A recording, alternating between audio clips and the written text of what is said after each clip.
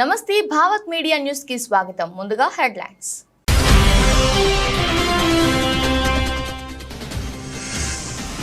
తెలంగాణలో బీఆర్ఎస్ శాఖ ముగిసిందన్న మంత్రి కోమటిరెడ్డి వెంకటరెడ్డి. బీఆర్ఎస్ పార్టీ బీజేపీలో విలీనమవుతుందని జోస్యం.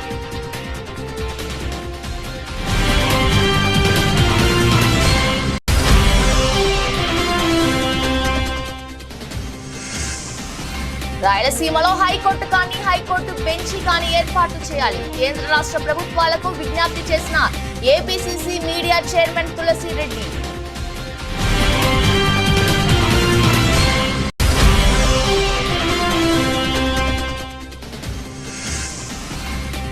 కమిషన్ ఏర్పాటే తప్పనుకుంటే కోర్టుకెళ్లొచ్చు కదా. కేసీఆర్ పై ధ్వజమెత్తిన కేంద్ర సహాయ మంత్రి బండి సంజయ్.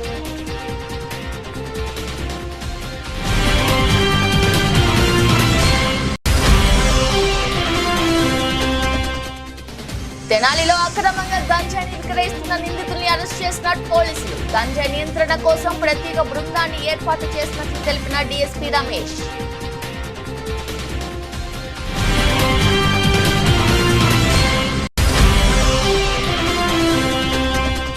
చిన్నారి సహస్ర దారుణ అత్యాచార ఘటనకు నిరసనగా కాగజ్ నగర్ పట్టణంలో కొవ్వొత్తుల ప్రదర్శన. ఫాస్ట్ ట్రాక్ కోర్టు ఏర్పాటు చేసి ఆ నిందితుల్ని ఉరి తీయాలన్న సిర్పూర్ ఎమ్మెల్యే పాల్వై హరీష్ బాబు.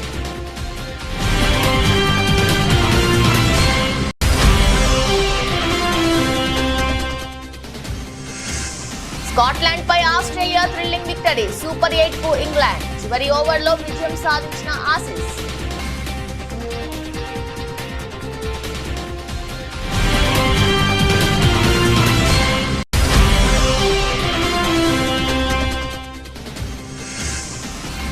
కొనుగోలుదారులకు మళ్లీ షాక్. భారీగా పెరిగిన బంగారం వెండి రేట్లు.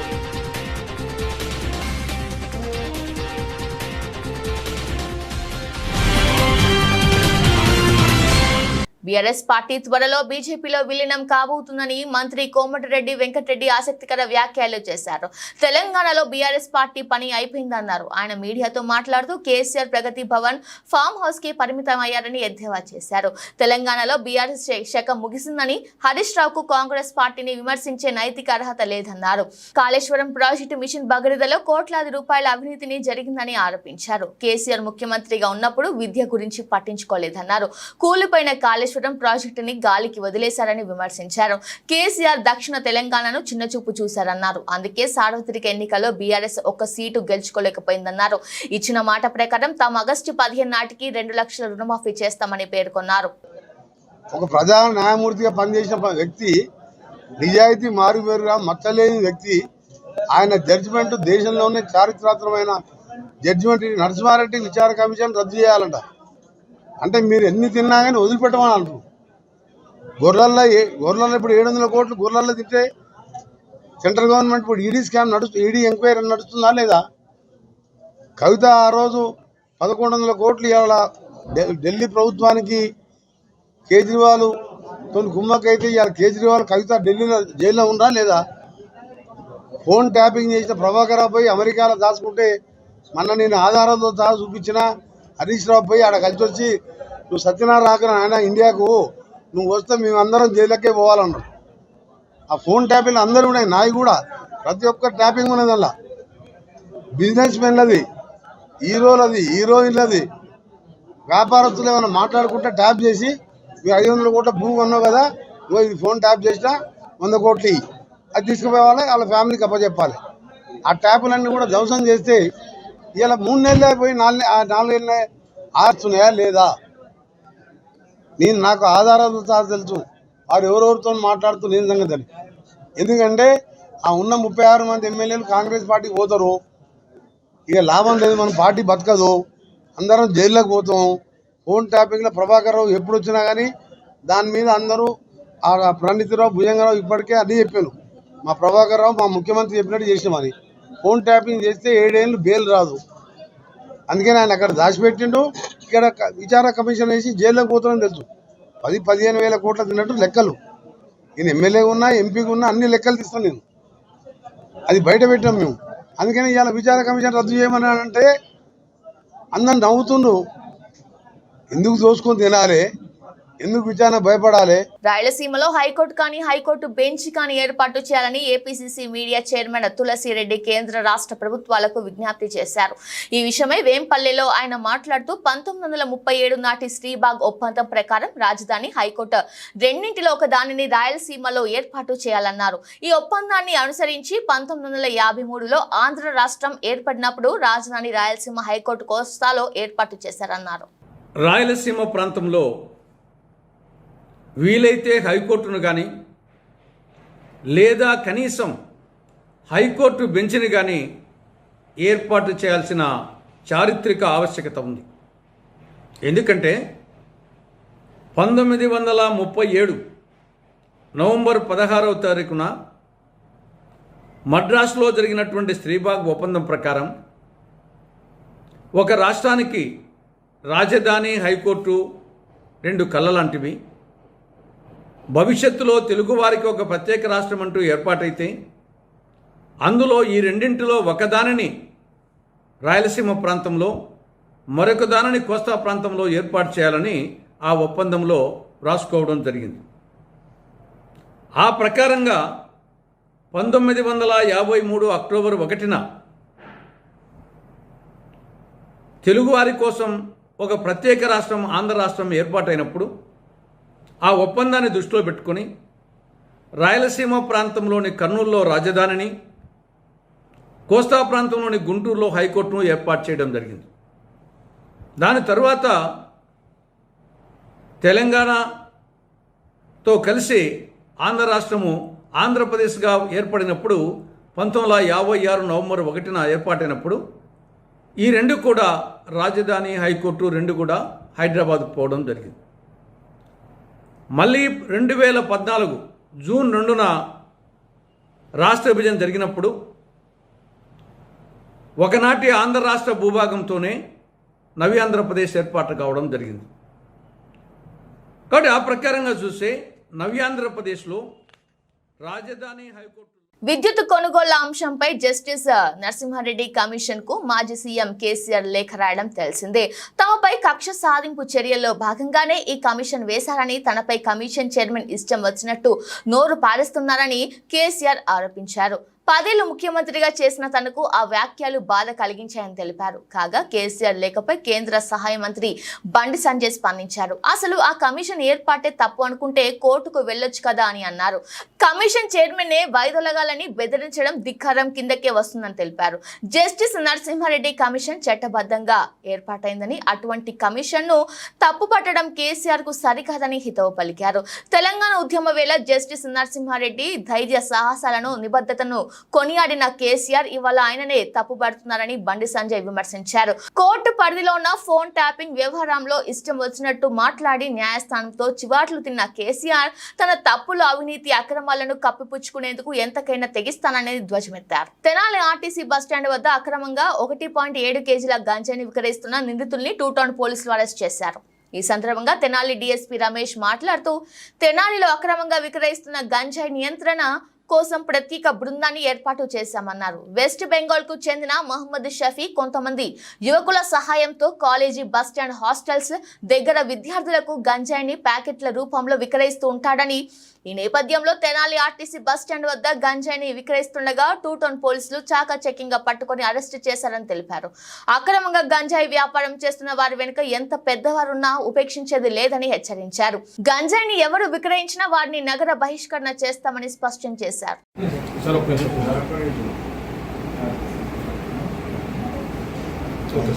నమస్తే అండి, Ramesh STP Tenali. Tenali sub division పరిధినటువంటి తెనాలి 2 టౌన్ పరిధిలో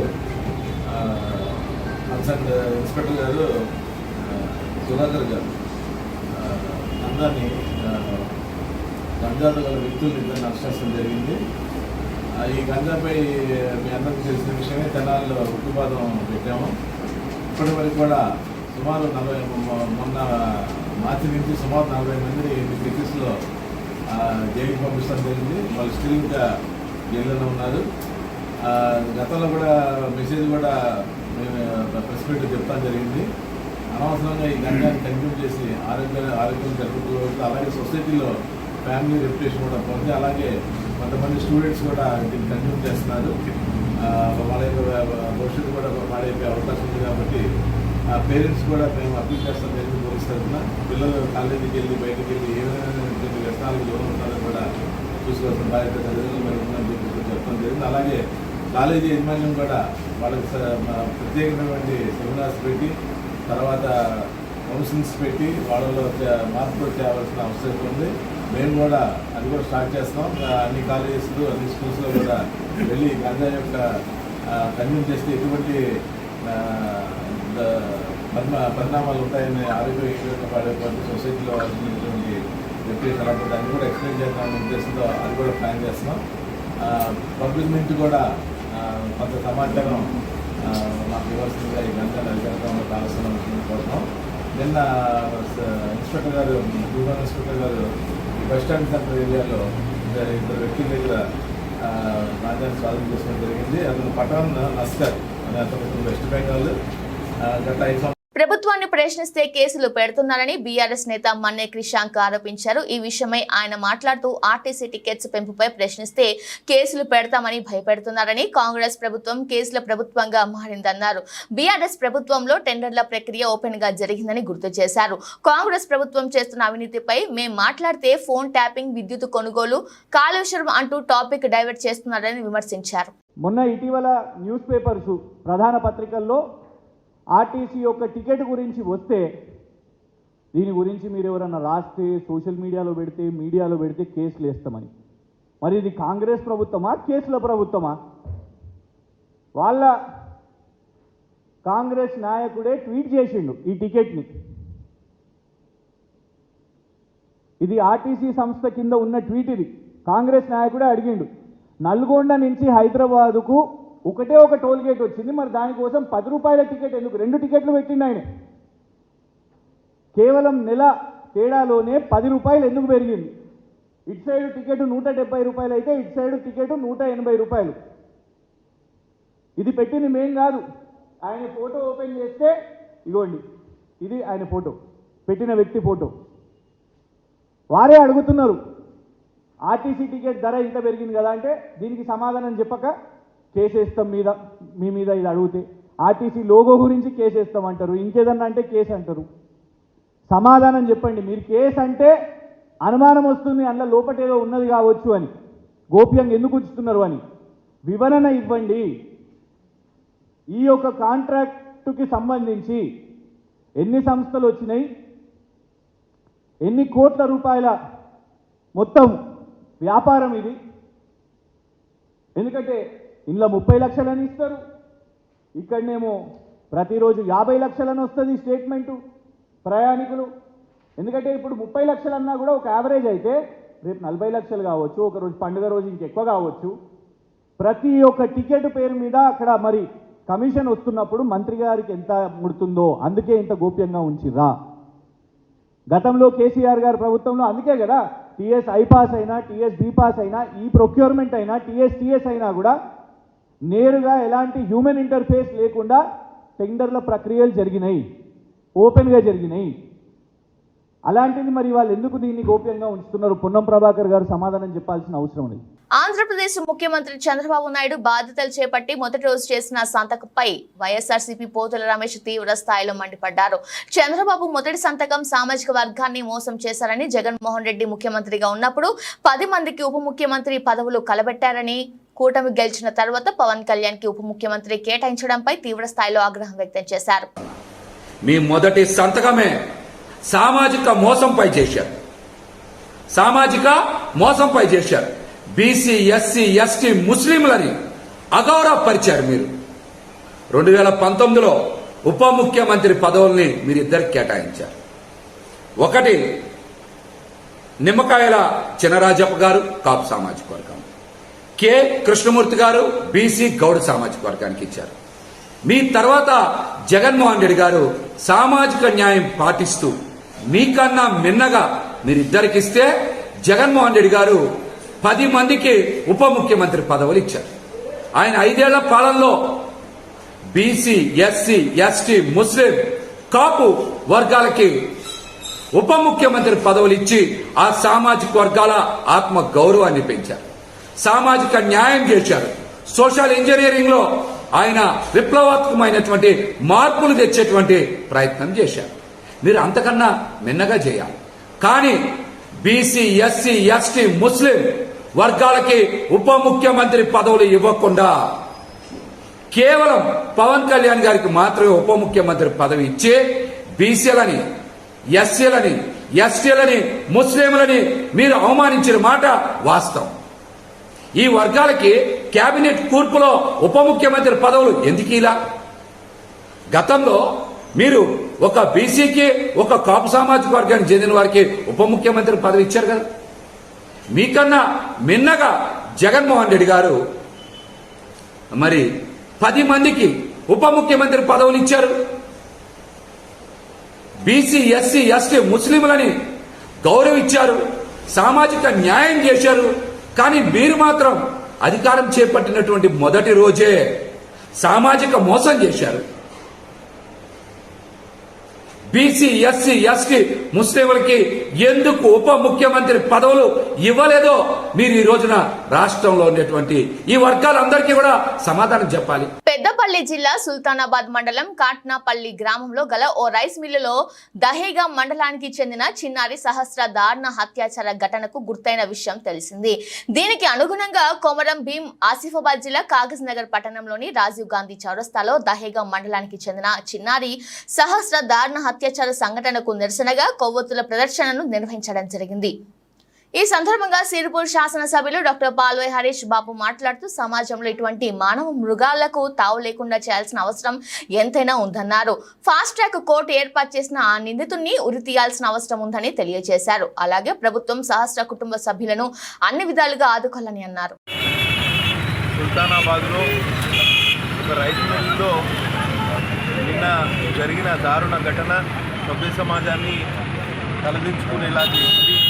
దహేగా మండల కేంద్రానికి చెందిన కూలీ దంపతులు వారి బిడ్డ సహస్ర చిన్నారి 6 సంవత్సరాల పాపను అపహరించిన దుండగుడు అత్యాచారం చేసి చంపడం జరిగింది. వెంటనే మేము డిమాండ్ చేసేది ఏంటంటే ప్రభుత్వం వారి కుటుంబాన్ని ఆదుకోవాలి. అట్లనే నిందితుని కఠినంగా శిక్షించడానికి ఫాస్ట్ ట్రాక్ కోర్టు ఏర్పాటు చేసి ఆయన ఉరిశిక్ష పడే విధంగా చేయాలని డిమాండ్ చేస్తున్నాం. దాంతోనైనా ఇటువంటి దారుణమైన ఘటనలు పునరావృతం కాకుండా చూడవచ్చని మేము అనుకుంటున్నాం. కాబట్టి ప్రభుత్వం చొరవ తీసుకోవాలి, పోలీసు అధికారులు చొరవ తీసుకోవాలి. సమాజంలో ఇటువంటి పొరపాట్లకి, ఇటువంటి విపరీతమైన చర్యలు పాల్పడే వారికి స్థానం ఉండవద్దు అని విషయం గుర్తించాలి. కోర్టులు కూడా స్పెషల్గా ఈ విషయాన్ని గుర్తించి కఠినమైన శిక్ష విధించాలని డిమాండ్ చేస్తూ నారాయణపేట జిల్లా ఉట్కూరు మండలం చిన్నపొడ్ల గ్రామంలో జరిగిన హత్య భూ తగాదాల కారణంగా జరిగిందని ఎస్పీ యోగేష్ గౌతమ్ అన్నారు. శనివారం ఉట్కూరు పోలీస్ స్టేషన్లో ఏర్పాటు చేసిన విలేకరుల సమావేశంలో హత్యకు కారణమైన వారిని అరెస్టు చేసి మీడియా ముందు ప్రవేశపెట్టి హత్యకు దారి తీసిన వివరాలను వెల్లడించారు. 2 కుటుంబాల మధ్య ఆస్తి పంపకాల్లో వచ్చిన విభేదాల కారణంగా దాడి చేసి సంజీవ్ను హత్య చేశారని చెప్పారు. నారాయణపేట జిల్లా ఉట్కూర్ మండలాల్ చిన్నపొడ్ల గ్రామంలో 13th ఆఫ్ దిస్ మంత్ ఆ రోజు మధ్యాహ్నం భూమి వివాద విషయంలో కుటుంబం మధ్యలోనే స్టెప్ బ్రదర్స్ వాళ్ళ మధ్యలో గొడవ జరిగినాయి. ఆ గొడవ జరిగిన వల్ల గువ్వాలి సంజీవ్ సన్ ఆఫ్ పెద్ద స్వరప్ప ఏజ్ 28 ఆక్యుపేషన్ వ్యవసాయం ఆయన చనిపోయారు. బేసిక్లీ ఆ 2 గ్రూప్స్లో ఇష్యూ ఏంటంటే నర్సప్ప ఒక వ్యక్తి, ఆయనకి 8 ఎకరాల భూమి ఉన్నది 9. సో దానికి ఆయనకి ఇద్దరు భార్య సౌరమ్మ అండ్ తిప్పమ్మ. సౌరమ్మ నుంచి ఒకరు సన్, తర్వాత తిప్పమ్మ నుంచి 2 సన్. సో నర్స అందరికీ ఈక్వల్ సమానం భాగంలో ల్యాండ్ ఇచ్చారు. కానీ ఫస్ట్ వైఫ్ వాళ్ళ కొడుకు మేము ఒక్కటే భార్య నుంచి వచ్చాం కాబట్టి నాకు సగం రావాల్సింది.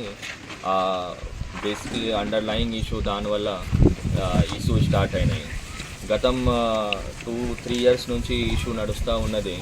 ఆ మధ్యంలో చాలాసారి పంచాయత్ చేయడం జరిగింది. కాస్ట్ ఎల్డర్స్ తర్వాత పోలీస్ స్టేషన్లో కూడా పిలిచి మాట్లాడడం జరిగింది. లాస్ట్ ఇయర్ ఈ సంబంధంలోనే కూడా సేమ్ ఒకటి కేసు కూడా ట్రెస్పాస్ కేసు కూడా చేయడం జరిగింది. At the same time first 2024 సార్వత్రిక ఎన్నికల్లో కూటమి అభ్యర్థిగా భారీ విజయాన్ని కైవసం చేసుకున్న మాచర్ల శాసనసభ్యులు జూలకంటి బ్రహ్మానందరెడ్డి భారీ ర్యాలీతో మాచర్ల పట్టణానికి చేరుకున్నారు. అనంతరం బ్రహ్మానందరెడ్డి మీడియాతో మాట్లాడుతూ ఇంతటి ఘన విజయాన్ని చేకూర్చిన నియోజకవర్గం ప్రజలకు ధన్యవాదాలు తెలిపారు. మాచర్ల నియోజకవర్గంలో ఘోర పరాజయం పాలైన మాజీ ఎమ్మెల్యే పిన్నెల్లి రామకృష్ణారెడ్డి 6 నెలలు ఆగితే నేను ఏమిటో చూపిస్తానని అంటున్నాడంట. నువ్వు ఏమి చేయలేవు పిన్నెల్లి, నీకు 6 నెలలు కాదు, నీకు దమ్ముంటే ఇప్పుడే చూసుకుందామని మండిపడ్డారు. దుర్మార్గంతో దౌర్జన్యంతో దోపిడీ పరిపాలనే వ్యతిరేకంగా ఈరోజు ఈ రాష్ట్రానికి అభివృద్ధి కావాలి, మా బిడ్డలకి భవిష్యత్తు కావాలి, ఈ రాష్ట్రానికి సంక్షేమం కావాలి, మేము ఈ బానిస సంఖ్యల నుంచి బయటపడాలని ఒకే ఒక ఉద్దేశంతో ఈరోజు ప్రజలందరూ కూడా మరి తెలుగుదేశం ఎన్డీఏ కూటమికి అఖండమైన మెజార్టీ మరి ఇచ్చి 164 సీట్లు ఇచ్చి ఆశీర్వదించారు. ఈరోజు చంద్రబాబు నాయుడు గారు మొట్టమొదటి సంతకం ఏదైతే ఈ రాష్ట్ర యువతని 5 సంవత్సరాలుగా ఈ వైసీపీ పరిపాలన మోసం చేసిందో దాని మీద మెగా డిఎస్సి మీద 16,000 ఉద్యోగాలు ఈ యువతకి ఇచ్చేదానికి మరి తొలి సంతకం పెట్టడం, అలాగే భవిష్యత్తులో అధికారంలోకి వస్తే వైసీపీ ఆలోచన ఏంటంటే ల్యాండ్ టైటిలింగ్ యాక్ట్ను పెట్టి ప్రజలందరి ఆస్తుల్ని కూడా తాకట్టు పెట్టి మళ్ళీ అప్పులు తేవాలనే దుర్మార్గపు ఆలోచన ఏదైతే చేసిందో ల్యాండ్ టైటిలింగ్ యాక్ట్ని రద్దు చేయటం. మూడవది మరి పేదలకి ఒక్కసారిగా 1000 రూపాయలు పెన్షన్ని పెంచుతూ ఎన్నికల ముందు ఏదైతే వాగ్దానం చేశారో పెరిగిన ధరలు మరి ఆర్థిక పరిస్థితుల్ని దృష్టిలో ఉంచుకొని పేదలందరికీ కూడా అవ్వాతాతలందరికీ కూడా మొట్టమొదటి నెల జూలై నెలలో 7,000 రూపాయలు, తరువాత నుంచి 4,000 రూపాయలు ఇవ్వటానికి మరి తెలుగుదేశం పార్టీ మంత్రివర్గం చంద్రబాబు నాయుడు గారి నాయకత్వంలో నిర్ణయించింది. ముస్లింలు హిందూ యువకులపై చేసిన దాడికి పోలీసుల వైఫల్యానికి నిరసనగా మెదక్ పట్టణ సంపూర్ణ బంద్ కు బీజేవైఎం విశ్వ హిందూ పరిషత్ బజరంగ దళ్ పిలుపునిస్తున్నట్లు బీజేపీ జిల్లా అధ్యక్షుడు గడ్డం శ్రీనివాస్ తెలిపారు. ఆయన మాట్లాడుతూ వ్యాపార వాణిజ్య సంస్థలు ప్రజలు సహకరించాలని కోరారు. పట్టణ నాయకులు తదితరులు పాల్గొన్నారు. ఫస్ట్ మేము తెమాన్లో అయినప్పుడు ఒక బండి వచ్చింది, అందులో ఆవులు ఉన్నాయి, ఇవి ఎక్కడికి రాని అడిగినాం. వాడు కూడా వచ్చి కొట్టిండు, అది ఆపినందుకే కొట్టిరు. మనలో 15 మంది ఉండే, వాడు ఒక నెత్తి మీద కొట్టిండు, ఒకటి కొడిచిన పోయిండు. కత్తులు ప్రతి ఒక్క దగ్గర కత్తులు ఉన్నాయి, మేము కట్టెలు పట్టుకున్నాం. ఇప్పుడు ప్రతి ఒక్క పోలీసు వాడు వచ్చి గుంజేస్తుండు, ప్రతి ఒక్క నన్ను కూడా కొట్టిర్రు. పొడిచిన అయితే మనం ఊకునేయలేదు. ఏ ఒక్క గోమాతను కూడా రోడ్డు మీద నుంచి దాటనియాలి. ఇదే మా డిమాండ్. గోమాతను కట్ చేయొద్దు.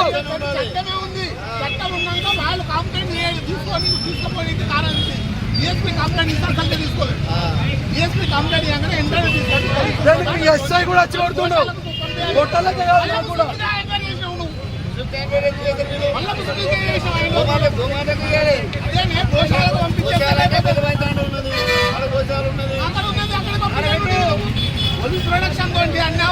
Natural star Nani, Priyanka Arul, Mohan, SJ Surya, Sai Kumar తదితరులు నటిస్తున్న చిత్రం సరిపోదా శనివారం.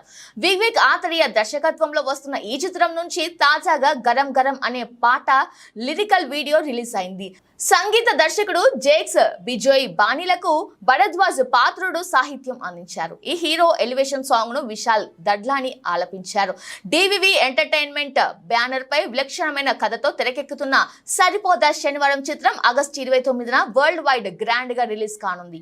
బంగారం వెండి కొనుగోలుదారులకు మళ్లీ షాక్ ఎదురైంది. ఎందుకంటే గత కొన్ని రోజులుగా తగ్గిన బంగారం వెండి ధరలు మళ్లీ పుంజుకున్నాయి.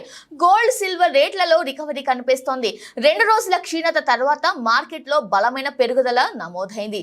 దీంతో తెలంగాణ రాజధాని హైదరాబాద్ లో 22 క్యారెట్ల బంగారం ధర 610కి పెరిగి 66,500కి చేరుకుంది. ఇక 24 క్యారెట్ల గోల్డ్ రేట్ 72,550గా ఉంది. గ్లోబల్ మార్కెట్ల సానుకూల ధోరణులతో పాటు పలు అంశాల నేపథ్యంలో భారత మార్కెట్లో బంగారం ధరలు పెరిగాయి. ఐసీసీ T20 వరల్డ్ కప్ 2024లో డిఫెండింగ్ ఛాంపియన్ ఇంగ్లాండ్ సూపర్ 8 దశలో అడుగుపెట్టింది. ఆదివారం స్కాట్లాండ్ పై ఆస్ట్రేలియా చివరి ఓవర్లో ఉత్కంఠ భరిత విజయం సాధించడంతో ఇంగ్లాండ్ కు మార్గం సుగమమైంది. తొలుత బ్యాటింగ్ చేసి స్కాట్లాండ్ నిర్దేశించిన 181 పరుగుల లక్ష్యాన్ని ఆసీస్ ఆటగాళ్లు 19.4 ఓవర్లలో 5 వికెట్లు కోల్పోయి ఛేదించారు. 49 బంతులు ఎదుర్కొన్న ట్రావిస్ హెడ్ 5 ఫోర్లు 4 సిక్సర్లు సహాయంతో 68 పరుగులు బాదాడు.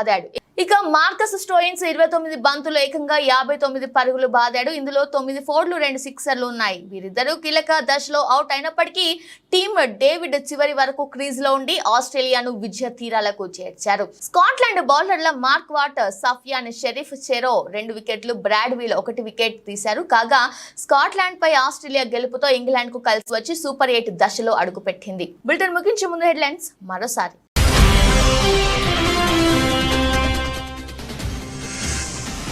తెలంగాణలో బీఆర్ఎస్ శాఖ ముగిసిందన్న మంత్రి కోమటిరెడ్డి వెంకటరెడ్డి. బీఆర్ఎస్ పార్టీ బీజేపీలో విలీనమవుతుందని జోస్యం.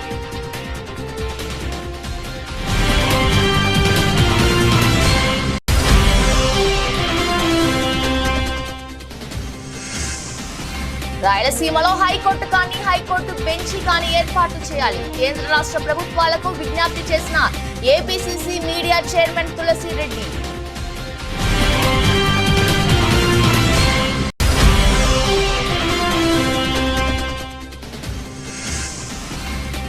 కమిషన్ ఏర్పాటే తప్పనుకుంటే కోర్టుకెళ్లొచ్చు కదా. కేసీఆర్ పై ధ్వజమెత్తిన కేంద్ర సహాయ మంత్రి బండి సంజయ్.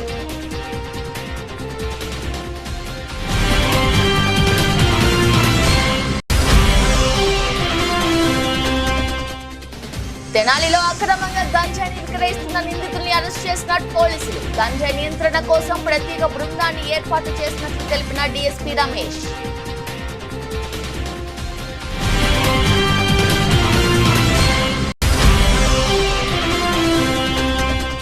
చిన్నారి సహస్ర దారుణ అత్యాచార ఘటనకు నిరసనగా కాగజ్ నగర్ పట్టణంలో కొవ్వొత్తుల ప్రదర్శన. ఫాస్ట్ ట్రాక్ కోర్టు ఏర్పాటు చేసి ఆ నిందితుల్ని ఉరితీయాలన్న సిర్పూర్ ఎమ్మెల్యే పాల్వాయి హరీష్ బాబు.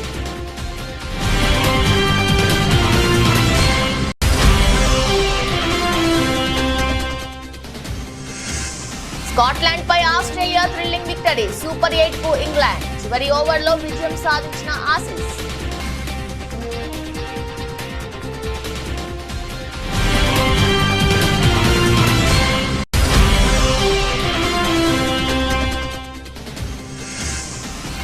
కొనుగోలుదారులకు మళ్లీ షాక్. భారీగా పెరిగిన బంగారం వెండి రేట్లు.